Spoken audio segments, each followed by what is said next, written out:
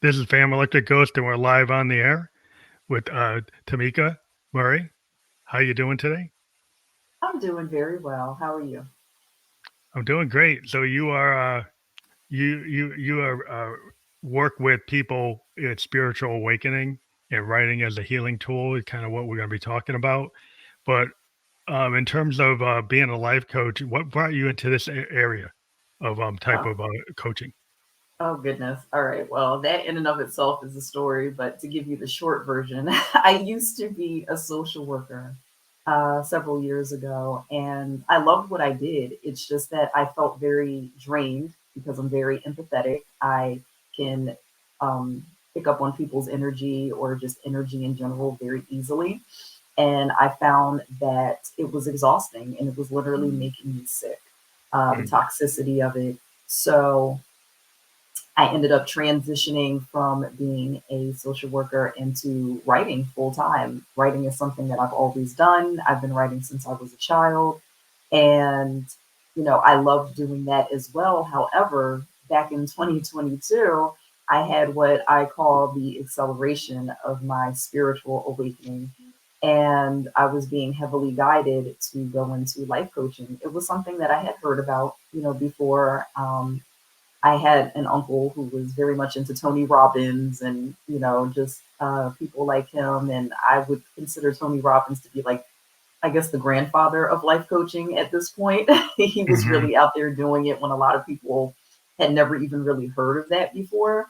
And so, because I was being like guided divinely through signs, synchronicities, I'm very much in touch with spirit. I can hear spirits.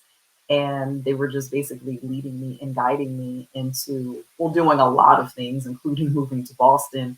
But one of the other things they were trying to do is, guide me out of not only just being a writer and an author, but also to share my gifts of being able to help people heal themselves through being a life coach. So that started in 2022. I actually took two online courses. One was to become a professional life coach, the other one was to become a spiritual life coach. And I found that the courses were very similar to the work that I did as a college student getting my social work degree. So it seemed like a very natural fit.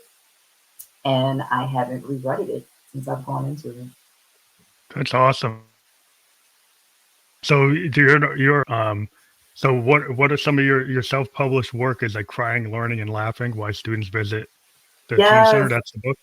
I always refer to that book as my baby because that's the first manuscript that I completed because I did actually write a book years ago. I completed it, but I never revised it and I never published it. So this was the first book that I actually completed and self-published, and it went on to win 4 awards, and I'm very, very proud of it. It's chronicling my time as a social worker at a school-based youth services program in southern New Jersey, where I was born and raised. I grew up in Mhm. Atlantic City, New Jersey, back in the 80s. It was a very interesting time to be a kid, especially in Atlantic City. And the time that I spent at the teen center at the local high school in Atlanta County, it left a very big impact on me. And I loved the job that I did. I wore a lot of hats when I Mhm. did that job. It wasn't just having one on one sessions with students, it was also facilitating groups. I was the liaison for the Baby Think It Over pregnancy prevention group. The kids loved it. I even had a boy join the group, which I was very adamant that the group should have both male and female in it Mhm. because, as I used to say to them, if an unexpected pregnancy pops up, it's not just going to be the responsibility of the female. Like the boys need to be in this group Yeah, they need to as be well. involved. Yeah. So, I mean, unfortunately, not as many boys were as open minded to it. It's unfortunate, but the one that did join the group, he was very much into it. He even wore the belly just to see what it was like, Oh what it would yeah, be like for the girls, to go through it. So that was fun. that's But cool. yeah, the teen center was great. We offered mental health services as well as help with homework. I used to, along with the other staff there, it was a very small, tight knit staff. It was our program manager as well as our mental health clinician. And we also had interns from Stockton University, which is actually where I went to school down in southern New Jersey. And it was a lot of fun. It was a lot of fun. You never knew what a day was going to look like because we would have like scheduled events, we would have scheduled sessions with students, but we also took walk-ins and emergencies. And Hmm. so it was almost like a little mini soap opera at the teen center. So that's what I based my first book off of. And the reason why that book even came to be is because, again, I got inspiration. I was missing my students. This was early 2020, and it was right before the pandemic hit. I was thinking Hmm. about my students a lot. I was at home with my now ex boyfriend. We were living together, and I was working as a freelance writer. And I kept like I don't watch the news very much. I really don't, and I find that it has the tendency to lower your vibration and just keep you in this state of fear and panic. I'm Hmm. definitely somebody who likes to stay aware of what's going on in the world, but I also feel like the media has this just designed to basically feed nothing but fear and Yeah, trauma it's to like people. crisis after crisis. But it's Yeah, and kind of it's like, designed to put you in this kind of state of like, yeah. the wolf's at the door all day. Exactly, exactly. And I was like, I could kind of see the writing on the wall. I saw that we were heading towards what did turn out to be the pandemic, and my students were heavy on my mind. So, what I initially was going to do is do a blog series about the Teen Center because I was missing them so much. Mm. And of course, a lot of the students that I had worked with had already graduated, but every year there's a new, fresh set of students coming into the Teen Center. That's the beauty of it. And so for me, once I get an outline together and I know what I'm going to write about, it doesn't take me long to write a manuscript. It really doesn't. So between the time that I got the idea of making a blog series out of it, and then I got the idea, well, you know what? Instead of making it into a blog series, just do a book. You've always Mhm. wanted to be an author, you always wanted to do this. Why not just do it now? And that's exactly what I did. Like I got the outline together, same outline. I just turned it into a book. And the manuscript was written, I would say, in less than 2 months, give or take. And that's only because I took breaks in between. When I, go hard on a writing project, I can get it done in an even shorter amount of time. So between getting the idea in early 2020, I got it written. I got the whole manuscript revised and edited and did all of that. And I had it published by September 1st of 2020. But you're Um, directed. Like it's yeah. good to it's good to like I'm a creative person myself and Hmm. sometimes people procrastinate or they get unsure and it's kind of like you got to trust yourself. I always believe there's like a muse, being a Hmm. musician that I can tap into and you trust what you can do. Like you trust your writing ability if you're a writer, if you're a poet, you trust your poetic ability. Musicians, we trust our musical ability. But what happens is sometimes we suddenly get a doubt. And if you get that doubt, then it just like then it wrecks everything because then you're trying to make things perfect. And what I've always Hmm. found is the happy accident ends up being like the best thing, like the stream of consciousness kind of thing. Right. They Hmm. like I talk to a lot of writers and they're like, yeah, I world build, I create the outline, but sometimes I give myself permission to just go off and just go into the stream. And sometimes that stream is so good that like it changes my mind about the direction I was going. You're absolutely right. And I'm very grateful and very happy with how the book turned out. I ended up going to the Reader's Favorite Book Award ceremony down in Miami in late 2022 and had a great time. It's not just about the ceremony of getting your award. I got an honorable mention and Mm. which was fantastic, and I got to really connect and meet all these amazing authors, and I just had a really good time. It was a great experience, and I look forward to attending more events like that. But I think But yeah. connection is like networking is so important. And like in the podcast world, like as we Hmm. build our Rolodex, we talk to other podcasters, we talk to guests. those guests, talk us up. We get to talk to other people. That's how you get opportunity in the world. Like you got to take that your idea from inside your head, get it out into the world. Like law of attraction, then finds your tribe, finds people around you, and then you got to be willing to kind of show up. If you show up, then things happen.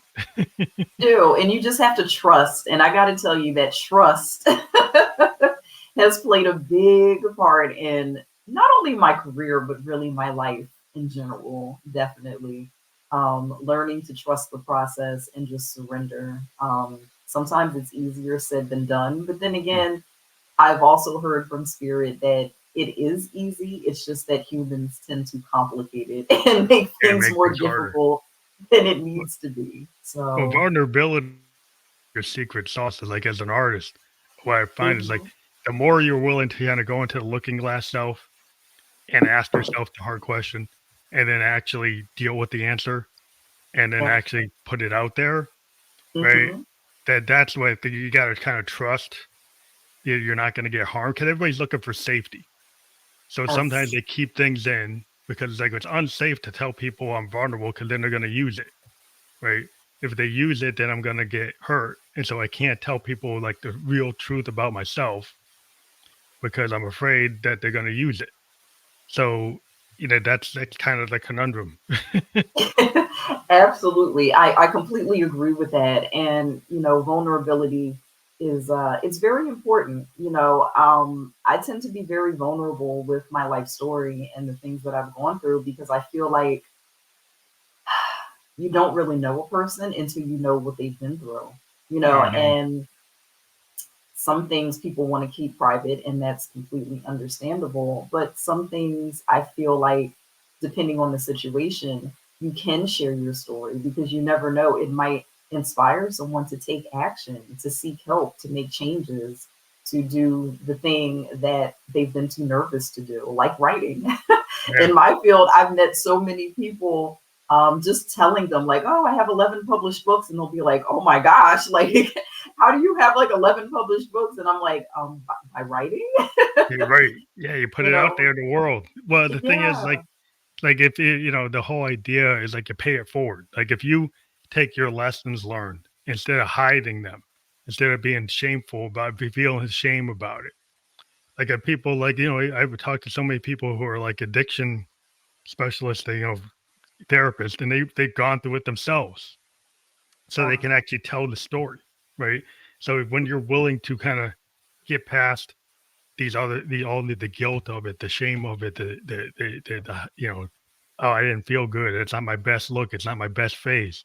But if you can tell that story, somebody can find something in it that relates. That's why songwriters like, why do they write about melancholy, sad things? Because that's what connects with people. It you know. does. It does. But I will also say, not to get too much into the music industry and where it is now, Oh but yeah, well that's a whole nother thing. I will say that just as someone, I grew up, I was born in 81, in December of 81. I'm an almost Christmas baby, 2 days before Christmas.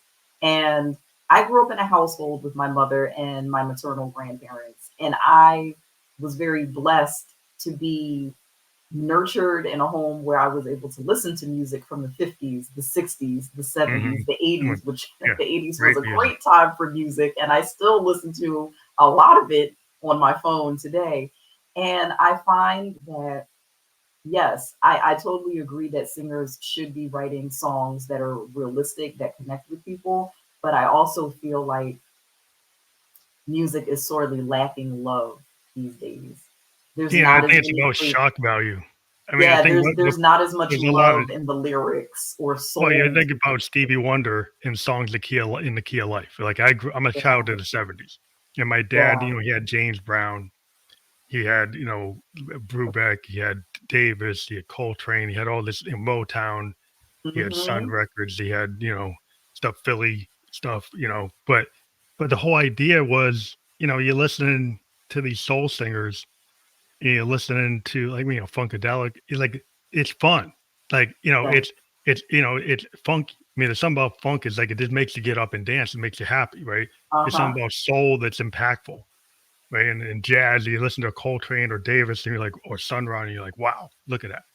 But like today is like, it seems like a lot of shock value, a lot of Yes. just cloning or copying, Yeah. sampling. Like, and I'm kind of like Prince used to say, like music real by real Sampling. musicians, right? Because there's something about, when you see Stevie Wonder, you're like, he's playing it, he's doing it.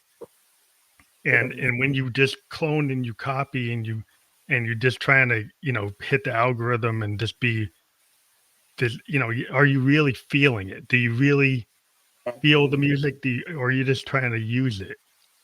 That's what it feels like to Because me. just like just like the written word, music in and of itself, the melody has the ability to heal people. Frequencies can heal people, and they can also trigger certain emotions in Yeah. people. So that's why I said, like, I love songs. That's the majority of the music that I have on my phone. Like, and I love rock too. I listen to everything. That's the beauty of the childhood that I had. Like, I was allowed to listen to whatever Everything. I wanted to, Very and it wide. didn't matter. Like, I was a Yeah. huge Queen fan when I was like 2 or 3 years old, I was listening to or the Carpenters. yeah. And my mother loved the Carpenters, so I loved the Carpenters, and I was a Bon Jovi fan because I grew up in Jersey, and I mean, I was just that kid that was allowed to listen, like I said, to Yeah. anything, and my cousins were the same way. So, it was wonderful having that ability. And I feel like through working with teens, so many of them were like, I like the music from when you were growing up. Like, I don't Yeah. like the music from today. And that was Yeah. kind of surprising to me, but then not really, you know what I mean? Well, So, the industry has kind of fallen off, and it's not yeah, really, they're not looking for the next like Jimi Hendrix. They're not looking for the next James Brown or even the next Prince, right? Like it seems like they've gone. It's all called a personality. It's all mhm, shock value. It's all like what you can do on TikTok and social media, and it's all this trending stuff. But people forgot. It's like people used to have to like Motown had a school and they yes, they taught did. people how to be artists. They taught Uh-huh. people how to dress. They taught people how to present themselves. They taught them etiquette. They taught them all this stuff. Like, so if you go back in the day, like people, they put people through, James Brown used to find people they didn't hit the right note. I mean, there's this discipline, right? There's like Yes. learning your craft, putting the time in, like like a Mississippi Delta blues guy, like putting that time in to And just actually putting the work in. Is like, yeah, that I am the blues because I live the blues. And things happen to me, and now I'm telling you the story. same with the Jacksons. I grew up with a mother who loved Michael Jackson. Hence, I grew up loving Michael Jackson because he was larger than life back in the 80s. Yeah, Like, he's big. seriously, he was. And I mean, I think I used to drive the teens crazy, like showing them all this footage of Michael Jackson from the 80s. Like, I used to show them like the Grammy Awards, Captain EO, and Yeah, all Moonwalker. the And they'd be great, like, all the I've never stuff. seen this stuff before. And they were like, well, that's because when I was a kid, they would have like Michael Jackson weekend on MTV and VH1 and BET. And like, I was like, he was everywhere. Like, you He was on couldn't, all the variety shows. He's yeah. showing up on Michael So, Douglas. He's showing up on everything. yeah. So I'm just like, and they love his music too. They really do. It's just they had no idea because, so much has happened since then. They had no idea just how prominent he was, like everywhere on Cartoon. I mean, I was TV. watching the cartoon.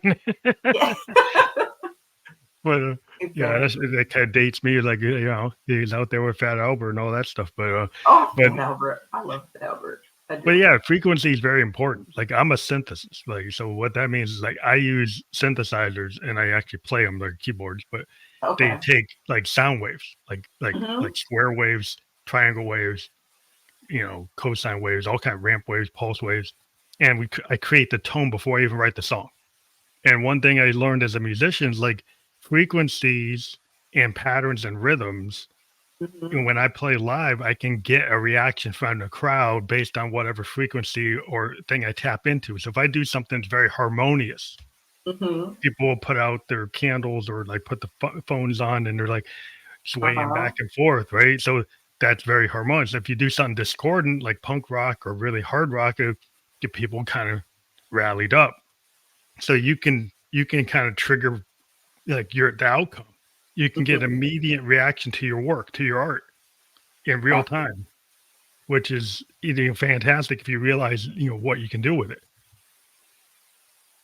And I just, I know we kind of like lost the trail a little bit because we were supposed to be like talking about like, writing as a spiritual, for your spiritual awakening. But I will say that writing and music, they tend to go hand in hand, at least for me, because when I was going through the process of writing the book about the teen center, I would sometimes listen to certain songs and they would trigger memories in me like instantly. And music has a way of doing that for people, especially depending on what the situation was and why you have that memory attached to that particular song. So yeah, that was very, very helpful for me when I was writing the manuscript. I would listen to certain songs um, that I used to listen to like inside of the teen center because we would let the teens like watch videos all the time and listen to Mhm. music. So yeah, I mean not all the time, but for the most part, they had access to the TV and the streaming apps. So Well, yeah. frequency is real important when you're like, getting into like the spiritual world, like Oh, the vibes in very your life. much Like, so. so like, what I try to connect is like the music is not disconnected from other things in life because like that frequency that you can tap into that brings in that vision.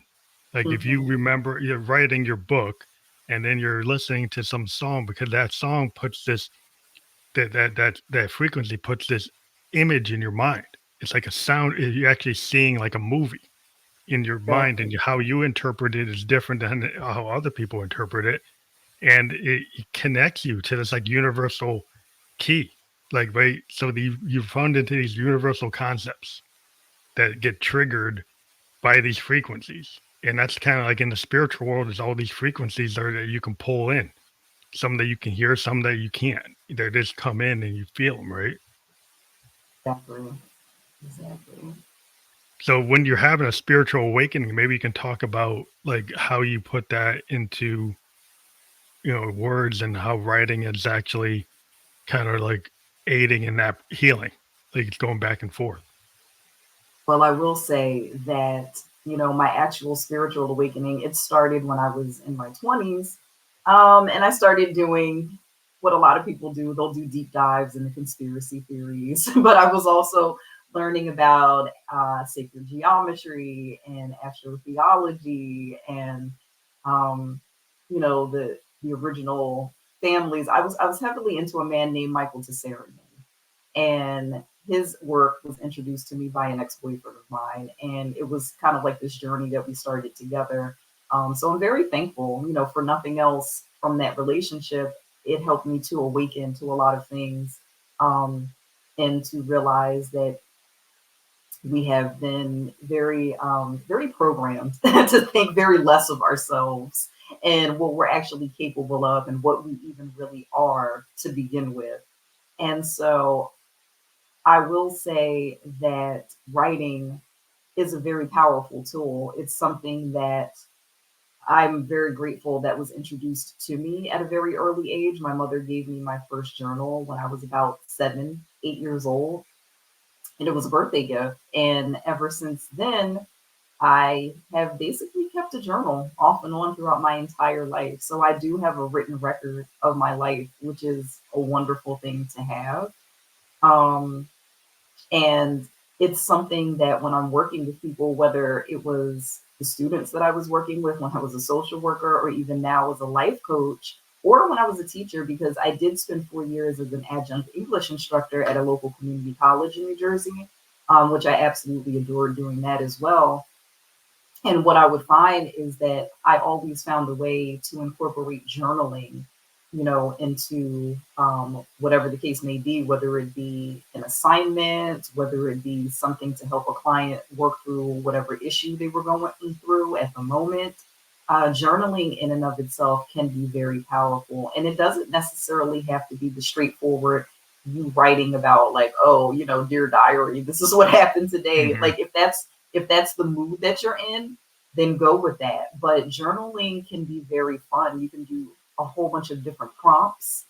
Um, And you can also use it to manifest. And using journaling prompts and scripting to manifest is something that I pride myself on. My friend who's also a life coach, she calls me a master manifester because of the things that I've been able to manifest in my life in a very short span of time. And she knows that I don't buy into time being real. I call it an illusion. I call it an illusion because it really truly is. And one of the things that I love to do is scripting and doing and doing like the 555 method. For people that don't know what the 555 method is, it's basically writing either a certain word or a sentence or a phrase that you want to manifest and bring into your reality, or should I say, align and match and sync up with that particular reality. And you write it out 55 times in a row for 5 days straight. And so doing the 5 by 55 method is something that I have utilized myself, and it does work. It really does work. And the beauty of it is, even if you go into the exercise not truly believing that it's going to work, just from the repetition of writing it and thinking about it and even speaking it, you actually over time do train your brain and your mind to start believing whatever it is you're writing, and eventually you're going to align with that reality and it's going to come about. Like mind over matter. Like It- if you put that effort in, and I've talked to other life coaches that have talked in a similar vein in terms of like the reprogramming of your mindset. It's kind of that's like if you're an athlete, you practice that 3 point shot. If you're a hmm musician, you practice like your piano. Because through repetition, like it's like the same effort. Like if you put that repetition in, it kind of puts that frame in your mind. Like yeah, you have to put these. So you have to train your mind the same way you train your fingers on the piano, right? The same way somebody practices their lines as an actor. Like if hmm you don't practice, it's not going to happen. You're not going to have self actualize unless you put the mindset in there. Otherwise, things are just going to be laid upon you because you don't have like a strategy. You don't have it in your head to like have a way to a path forward, right? and actually I was going to say for my second book, which I have right here just because half of it is doing what I call grunt work, and the second half is the light work. So it's called From Grunt Work to Light Work, a homeowner's guide to attracting buyers. And this is Mm, what it looks like. And it is available on Amazon. mm. And what I love about this book, and I haven't spoken about it as much as I have my first book, um, I guess playing favorites with my book, but this book has a lot of helpful information in it because I can honestly say it worked for me, and I am a believer that, what works for one person might not work for someone else, which is true. However, if someone is willing to give the methods that I talk about and the tips that I give in this book a chance, I think they would find that it will be useful for them. So, what I did with this particular book, which I really do love, is that the first half of the book, is literally about doing the grunt work. So I just sold my house in New Jersey before I moved here to Boston. And I did the same steps that I did back in 2019 when I sold my house in a relatively short span of time as well. And I talked about getting your house organized, clearing out the clutter, making it presentable for people when they're coming in to do tours, uh, fixing things that you can fix if you're able to afford it, just sprucing it up as much as possible before you actually put it on the market. And then the second half of the book, which I call the light work, talks about manifesting your ideal buyer. So the tips that I give for that is the 5 by 55 method, as well as scripting. Affirmations are some of my favorites because I'm a firm believer that all of our thoughts and everything that we talk about are basically affirmations, the way that we see ourselves, what we speak into existence, constantly leaning on having a more positive outlook as a more instead of a more negative outlook, all of that influences our reality in the world that we live in, because even though we're a collective and we're deeply connected energetically, like there is no separation between us as a collective, even though we have forgotten that. Um, when you look on the brighter side of things and you're more positive and upbeat, you notice that you start attracting more positive things. What you put out, you also receive that. So I find that the tips that I put in this book are very helpful for people. I also incorporate using astrology and the transits that are going on at the time, because I am an astrologer as well, and just some really helpful tips for people. And I gave space in the book for journaling and doing the prompts as well. So yeah, very helpful, very helpful. So you recommend like journaling that's like written journaling versus like voice memo journaling? You know what? I believe that both are powerful. Both are powerful. I believe that our words that we speak are powerful as well as the words that we write. So I would encourage people to do both if they're able to. Hmm. But it's Absolutely. interesting, like if you do the written journaling, then you can go back and look at like what you've written Hmm. and, You and absolutely to can. do that kind of a self analysis. I mean, you do the Mhm. same thing if you go back and listen to your thing. I think something about the written word. I don't know if there's proof, but it seems to like really stick in your head in terms of the reprogramming. It seems to me. Mhm.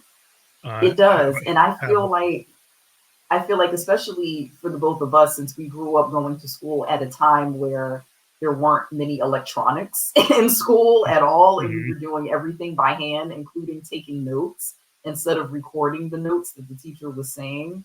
Um, I just feel like by going through the motion and putting that energy into actually writing out whatever it is that I'm attempting to manifest, or even just writing out what happened to me today, like in a script or journaling, I feel like you're giving more power and energy into it. I mean, you're still giving power and energy into it when you speak it, because whatever you speak um, becomes your reality, basically. So mhm. I find that there's space and there's validity in doing both. Absolutely. But prompting and scripting, that's really interesting. Words for what you're doing to actually reprogram your mind or put you in that mind frame.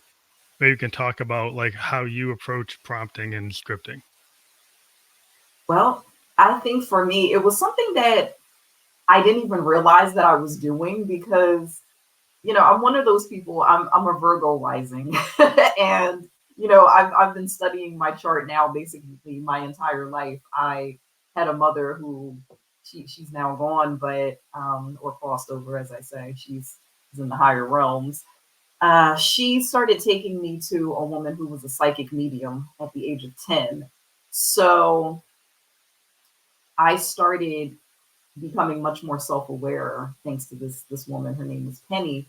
And what I found out is that, some people who tend to have Virgo prominent in their chart, we tend to be very self aware, sometimes self critical. There's the tendency for perfectionism in there as well. And I noticed just by going over my old journaling, like journaling entries throughout the years, that what I was writing about, a lot of times I was manifesting and not even realizing it.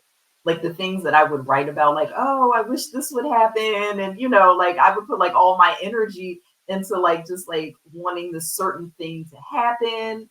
And then I would go back and be like, oh my God, like I actually manifested that just from journaling about it and I didn't realize it. So the beauty of, where we are now in our collective and our awakening is that we're becoming conscious manifestors instead of doing it by default, which is what a lot of people Unconscious. do anyway. Yeah. We're Yeah. constantly manifesting like every single day. A lot of us just didn't even realize it. Yeah. So becoming aware of what your thoughts are and even your vibration, because it really is all about vibration. If you're trying to align with something that's like really great, like say like having a higher income or meeting the love of your life or just starting this business, whatever the case may be. You have to be in, you have to, it's important to trust and believe that it's even possible, number one. And number two, to be in an energetic alignment with it. Because a lot of these things that you want to align with that are all that are possible for you, if you're kind of like in this low frequency, but you want these like really fantastic things to happen for you, you need to start working on doing the inner work and the shadow work to raise your vibration and figure out why you might not believe that it's necessarily possible for you. And it's kind of like a catch 22 because I'm a firm believer that if you get this desire, like for something that you want to happen, like laced on your heart, that already tells you right there that it's a possibility. Like you wouldn't get, I believe you wouldn't get an idea to do something if it wasn't already possible, like in a Yeah. different timeline or parallel universe. It's whatever phrase you want to use. And so when it comes to journaling, I try to tailor whatever it is that I'm working on in that particular moment to the thing that I want. So if I find that, like for instance, what I just did over the past 4 months, I basically manifested a completely different life for myself. Hmm. I knew 2 years ago that I was going to be living in Massachusetts. How did I know? Well, not to take up too much more time with this, but I was in a relationship with someone who I had known for years, but I also knew that it just wasn't working out. And my soul was literally crying for this relationship to end, even though I was in such a low place, like self-esteem wise and self-concept wise, that I just didn't have the heart to end it myself and leave. And that's been a reoccurring theme because of things that happened to me when I was younger. My relationship with my father, it wasn't the best. He was one of those men that was in and out of my life, wasn't really there for myself or my mother. So that ended up playing out in my relationships with it tends Hmm. to happen to people. It really does. So in 2022, when my now ex-boyfriend came to me and basically ended things right at the Capricorn full moon, I remember because we're both Capricorns, and I'm into astrology.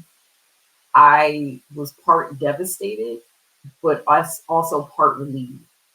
It was one of those situations, but we were living together and we had lived together for 3 years.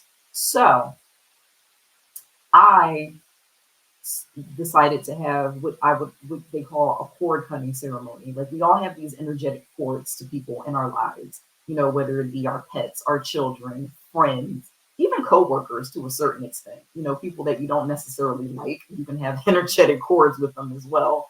And so I had a cord cutting ceremony done by a woman. I love her business, and she's also an astrologer as well. She was offering them free for her viewers, and this was right around the Aquarius full moon in 2022. And she ended up doing the ceremony on what would have been me and my ex's 6 year anniversary. Coincidence? I don't believe in them. So the night that she did them, I felt it in my sleep and I had a dream. I felt the cord being severed and I had a dream, which I don't believe that dreams are just dreams either, but that's a whole nother conversation. And this very attractive man walks through this door and walks over to me and hugs me so tightly that I felt it in my sleep and I woke up. And I was like, what the hell was that? Like, I had Hmm. no idea what that was. I've had prophetic dreams before, I have visions very easily. Um, and I had never experienced a dream that intense before. So I started doing research and everything, and soulmates started coming up, which I already firmly believe in them. And this term twin flame started coming up. And I'm like, what the hell is a twin flame?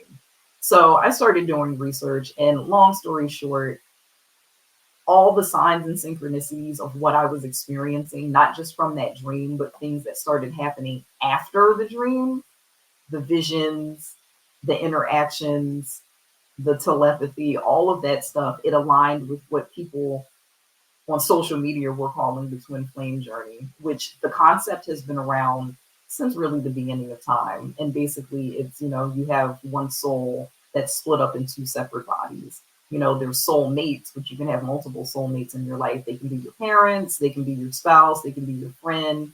Um, they can be a lot of things, pets as well. And when it comes to twin flames, they're supposed to be like one soul. I'm in my body, mine is in my counterpart, divine counterpart, he's in his.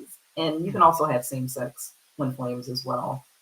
Um, because masculine and feminine energy, male and females have those. So it's not like gender specific. So that's what I found out that I was on. And ever since then, my life has been kind of a roller coaster. I went through the dark night of the soul, as a lot of people go through, where you just start doing all this inner work, this shadow work, this healing and this purging and reviewing trauma and all of that stuff. And it can be quite painful at times.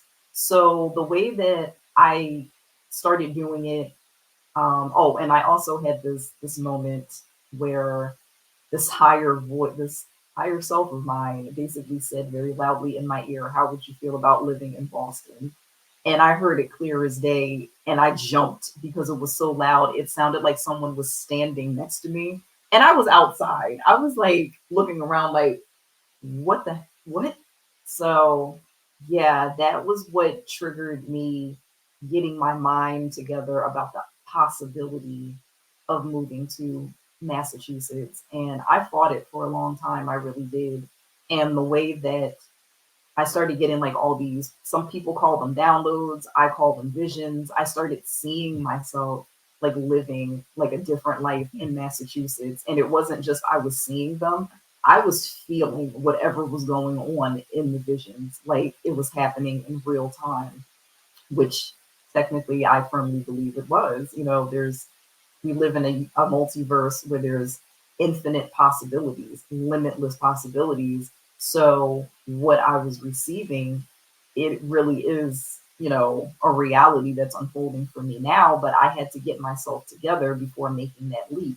So between, I would say, autumn of 2022, I went into Reiki healing, which my Reiki healer, her name was Connie.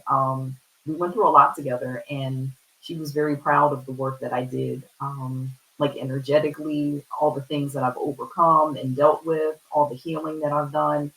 And when I finally made the decision earlier this year, fast forward to May of 2024, by then I had done like so much shadow work. Scripting was one of them.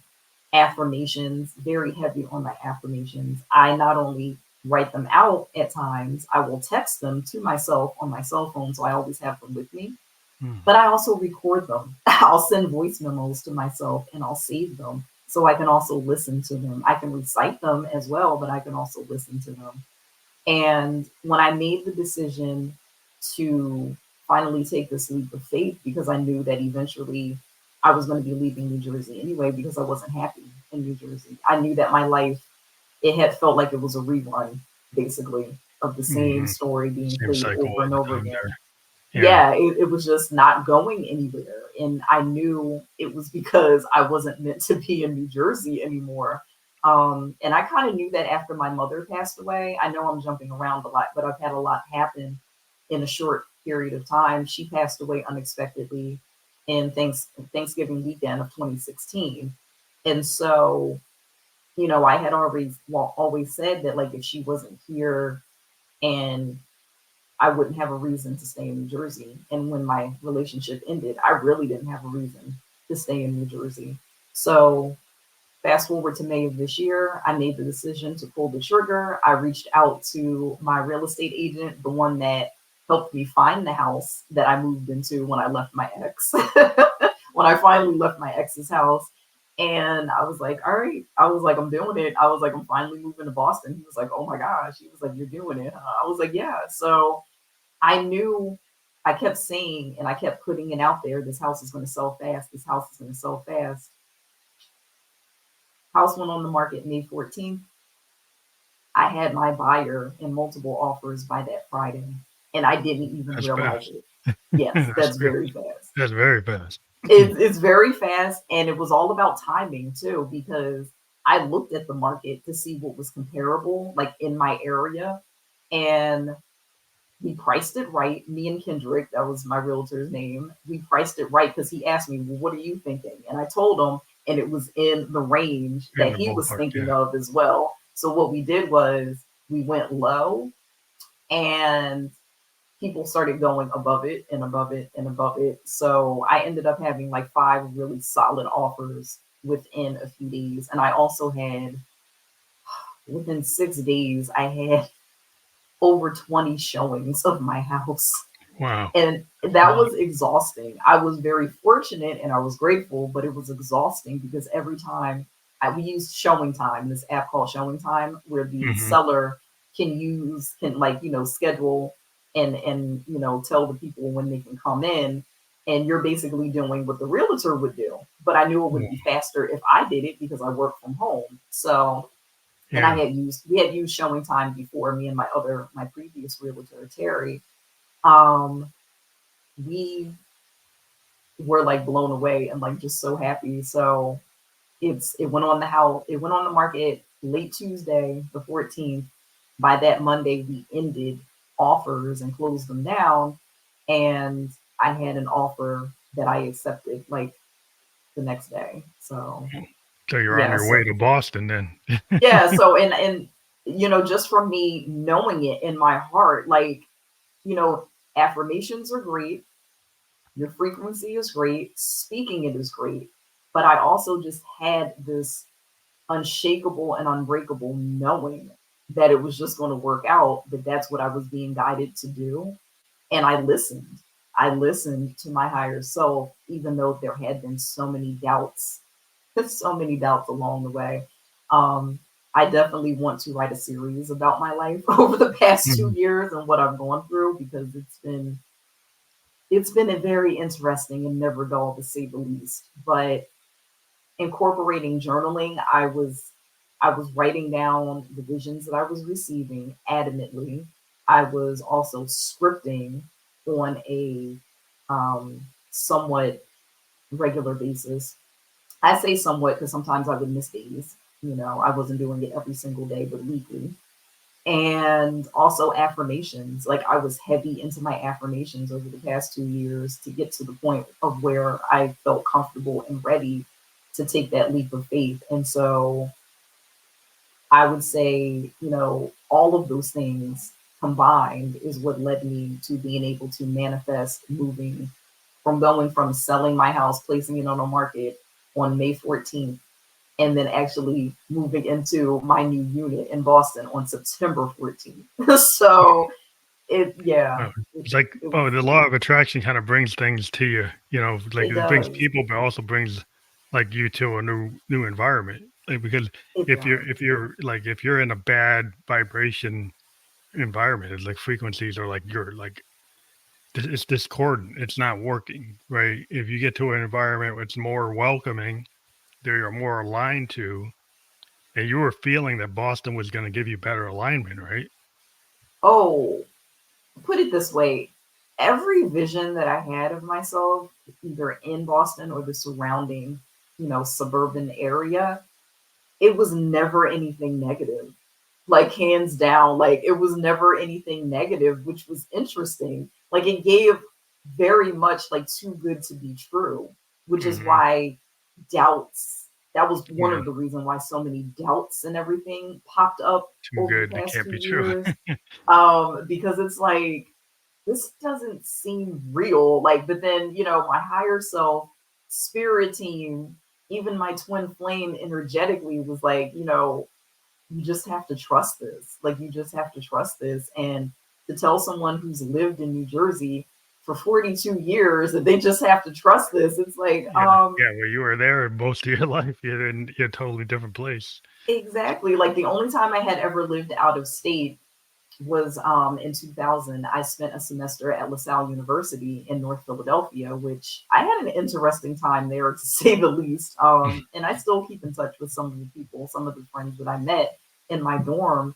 But no, I had spent most of my life in New Jersey. So to take this leap of faith, it took a lot of trust and a lot of faith. And yes, I definitely utilized writing, and not just the journaling as well. Like when I was the time that between the time of my relationship ending and me basically doing the work and taking the necessary steps, both internally and externally, to move to Boston, I actually wrote the majority of the books that I have on the market. And I still Mhm. don't know how I did that, considering how much I had going on in my life. But yeah, I wrote several nonfiction children's books for the school library market in 2022 and 2023. Actually, not so much in 2023 because I kind of took a break after a while. Mhm. Um, but yeah, just writing in and of itself was very cathartic, and being able to pour my creativity into that was very therapeutic. I actually released an ebook called Picked Up the Pen, Put Down the Phone, Picked Up the Pen, how I wrote 10 books in 4 years, which is true because that That's was your book latest number book. 11. That's the latest book. Yes, yes, and it's only in ebook form, but it's very short and it's very concise. And I basically give tips on how I did it, and I'm not going to say that, my journey is specific and unique to me. This is the life that I've created and manifested for myself, but that doesn't mean that what I've done can't be useful to someone Oh yeah. else.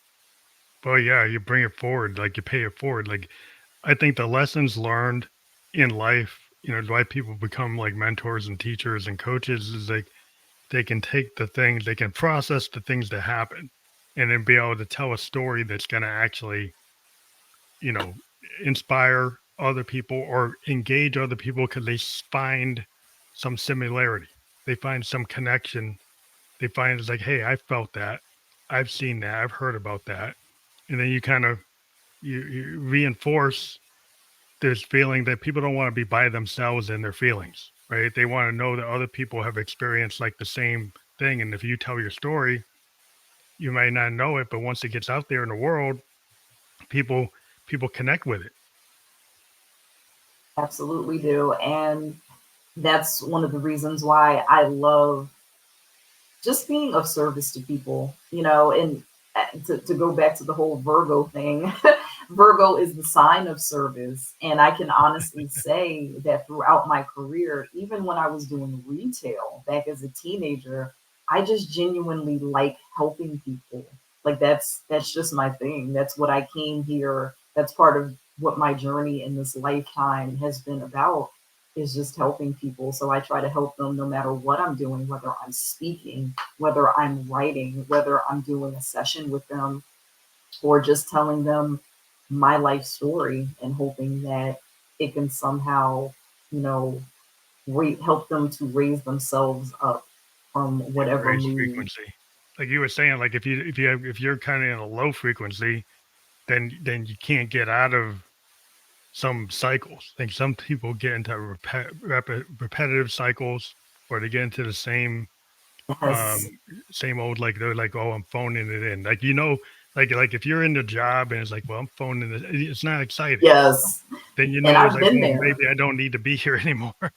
Exactly. And that I'm telling you, like that's what it started to get to that point. That's how I knew that it really was time to leave social work altogether. Which is, and it sucked because I really enjoyed doing that, but transitioning into being a life coach, I get to use the same skills Same stuff. that I implemented into my job as Next phase. You a just social worker. Yeah. evolved into the next phase. I mean, what you're doing is the same things, but you're doing it like now you're a coach and you're running your own business. Well, instead of probably being part of a structure. Not that that structure might be useful for help certain people, but now you can help a different set of people. And And you know what? That's the beauty of life coaching, because there's no limits to it either. You know what I mean? Like there are, you can do partnerships with companies. You can absolutely do partnerships with places that offer mental health services, but you can do mm, it from a different perspective, yeah, in a different you're like a lens. consultant. Yeah, like you're running. It's like Yes. you can decide. Like if you're an employee in a structure, like you're limited by the structure. But Yes. once you become like an entrepreneur, like if you're in the coaching, if you're into doing it, it's more entrepreneurial. You have more choices in terms of directional shifts and changes that you can, in partnerships, like you're saying, you can decide like, hey, I want to work with this organization. I want to work with this company. I want to work with this person. So you have more Absolutely. say in what you're And doing, right? exactly. And it's fun. It really is fun. And I enjoy what I do very, very much. It's and I'm not saying that like all day, every day is like I'm floating on air and Yeah, there every day isn't is work like a to do. wave, you know. Yeah, but because sometimes when you're working with people, depending on what situation they have going through, it can feel a little sad, and as much as you're not doing therapy, you're not doing counseling, but you're still helping somebody when they could be going through a very traumatic or Yeah, yeah. chaotic phase in their life. So, it's You're draining it of your it, psyche or your soul. it I mean, can be. It yeah. can be. So, the thing about life coaching is that when you're screening potential clients to work with, I think, because again, I love speaking things out into my reality and my multiverse, I put out there that I want to work with people who are ready to do the work.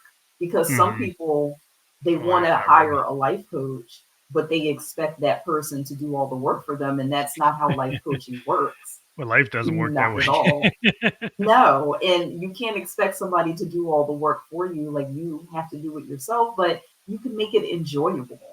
Healing in and of itself, it can be painful, it can be draining, but it doesn't necessarily have to not be fun either. Hmm. You can incorporate certain things into your life when you're going through a healing journey. Absolutely. Laughter is one of my favorite things to do. I love to laugh. And Yeah. I try to make sure that I laugh like every single day because if you don't, I find that if I've gone through a whole day and I haven't really had a good laugh, I kind of feel like something's missing. And it's a great way to raise your vibration aside from listening to music or doing breath work. Those are But like it's like the really idea great of being ways. an upbeat life coach is like, you don't have to be on the downward spiral. I mean, a lot of things, some things can be very melancholy, They but can. like the process in life, like if you can bring, this is what happens. Like, people like humor, people like They do. comedians, right? But comedians can actually weave tragedy into their skit, right? But they find a way to bring the comedy in there. So it's kind of a balance. It's like, but if you're just in always on the dark side or always on the melancholy side, it's a little too heavy. Like if you can Mhm. bring some balance, right? It like upbeat. I like the idea, like you mentioned, like upbeat life coach. And I was like, well, that's the Right. first time I ever heard anybody say that. So Well, I was that's like, that's wonderful to hear. I'm glad. because a I'm lot of glad times, because yeah. no, I was just going to say that like I'm working with a wonderful business partner right now, and he asked me, for when he's trying to connect me. He's marketing, but he also has other businesses that he works with. He's a multifaceted man, and so he's like, if I have prospective clients for you, what do you want me to tell people that like you're really good at? And I'm like, well, I'm one of those people. I'm a Jackie of all trades, so I'm really good at a lot of different things. But I was like, when it comes to life coaching or being even a consultant because I love consulting people when it comes to being a writer and an author and helping them to like take that leap forward and like pull the trigger and move forward with that. I would say I have a knack for putting people at ease. I'm one of those people where people have naturally gravitated towards me and told me their life story within like seconds of meeting me. And that's something that's always happened for me. I guess it's just the energy and the vibration that I give off that just helps people feel comfortable. And so I take pride in that because I am a very naturally happy, bubbly type of person. So, We're empathetic. Like if you're empathetic and you make people feel at ease, then they're not going to have hesitation about telling you their story or hesitation right. about diving deeper when they need to. So like the people with like law of attraction to come to you, like they're ready to talk to you because they picked up on your vibe and they know like, well, this is going to be okay. And don't get me wrong, it's not like I don't know how to like balance things out. And like you said, you have to find that balance because certain things that people are talking about, I worked in China. darkest, I can say the darkest job that I ever had as a social worker was working in child protective services. Mm, And that in and of itself was the job. It was a turning point for me. And while I'm grateful and proud of the work that I did, because I always treated my clients with respect. That's what made me stand out amongst certain people that I worked with. Not even necessarily other case managers, but management. I was always very respectful when I went into people's homes. I always asked permission to like look in their cupboards or their refrigerator, stuff like that, because a lot of other people walked in there with ego and feeling like they were entitled. And I'm like, mm, I don't care what the allegations are towards this parent. You always treat them with a level of respect, no matter how difficult it can be, because some allegations were gross. I mean, I'm just being honest, mhm, especially if it came to sexual assault, that's a very touchy subject in and of itself. So yeah, I had to walk a fine line from between it, but I feel like I had a knack for putting, especially the children that I was working with, at ease. I love working with children and mhm. adolescents. Well, it's Just good to, to have that rapport, to be able to yeah. have a rapport. And also, like what you mentioned, respect, because a lot of times today, like there's a lot of like disrespect for like, everybody. It's like for like, you know, The between cancel sexes, culture. between cultures, between ethnicity, from like everybody's got like everybody's like, oh, I'm always right. There's no like understanding. There's a lot of conflict going on. Everything's like Well, black and white. There's no grays. Where's that? Like people don't know how to I talk to each other. I will say that I was a very shy introvert person before I started working on my self concept. And throughout the years, I did plays. I studied drama when I was doing English at college and even in high school. And putting myself out there, even on social media, is something that has helped me. And throughout my spiritual journey and doing the shadow work, I know that most of us have lived hundreds, if not thousands, of lives here on Earth. This is not my first go around here on Earth. Mhm, And for most people, it's just that we go through that amnesia throughout lifetimes. And you tend to forget what you did like a couple lifetimes ago, and things that have been revealed to me. It has definitely humbled me because it told me to stop being so judgmental. As a culture, as a collective, we've been programmed and trained to be so judgmental about everybody.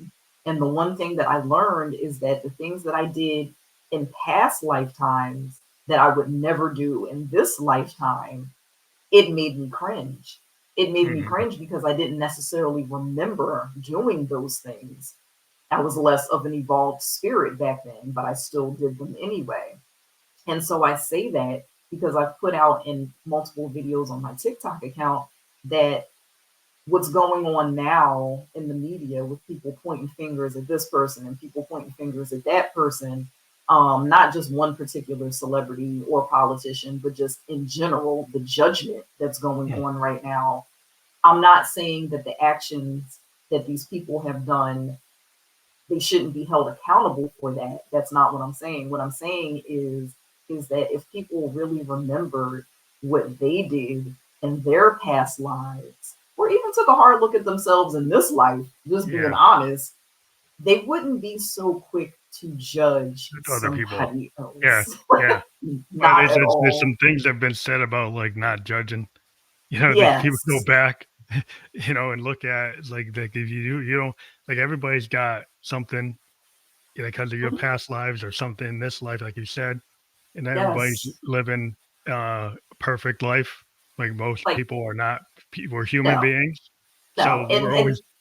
yeah, I was going to say, and we're at a phase right now in humanity's evolution where we're not only remembering just how powerful we are. I call ourselves gods and goddesses because basically, if you're going to be of the mind that we have this higher power, this infinite source, that we're made in his and hers image, well, then why wouldn't you consider yourself to be a god or goddess with the same abilities and the same capabilities? That doesn't make any sense. To me, it doesn't make any sense. So I'm just, I'm one of those people who has been putting out content that we should just be less judgmental, and not only of other people but of ourselves, because Yeah, a lot of times when starts there. we yeah, a lot of times when we're being very judgmental on other people, it's really just a reflection of things that we've done to Yeah, we kind ourselves. of project, Yeah, that we the haven't. weaknesses have of our own, we project on Yeah, other people, you know? exactly. So that's something I've been working on myself, because as a woman of color, and as a female in general, I'm going by how this life has unfolded for me and the programming I have endured. And women in general are endured or programmed to not only endure and be strong and, keep going, but to also be judgmental of other females, to be critical of ourselves and other Mhm. females, to be very competitive with other females. It's like just so much division that gets Yeah, drilled should be more into unity, us. well, more connection, Yeah, because but yeah, I think that's a great place maybe to leave it today, but, yeah. we always go over our time, Oh but no, no worries. Yeah. I wanted to thank you again for being on the show, but we do have your link there, which is a little Okay. long, but what I would like to tell people is, like, if you go to that URL within the podcast description, that will be fully clickable. So if somebody clicks there, I'm assuming they'll see all your books and all your services are all there. They will, absolutely. And the business is called Mystical Fire Ascension Life Coaching. So if they even just Google that name or me, if you Google Tamika M. Murray, I have gotten the algorithm to really love me over the Oh, past good. few That's years, good. so that if you Google Tamika M. Murray, I'm usually the main one that will pop up. I've done it several times and had other people do it too. So you'll usually see me. Well, we If do you encourage scroll. people to click on that link. It will be clickable. We were just live on Facebook, YouTube, and Twitch, and it will be clickable within the podcast description on those places, and we'll be on all the other podcast platforms where you can listen to or watch a podcast. By later today, I want to thank you again for being a guest on the Family Likely to Ghost podcast, and I encourage people to check out your books that we've discussed. You have 11 books. I'm sure you have some more books you'll be putting out, and Yes, congratulations on moving to Boston. Boston's pretty cool.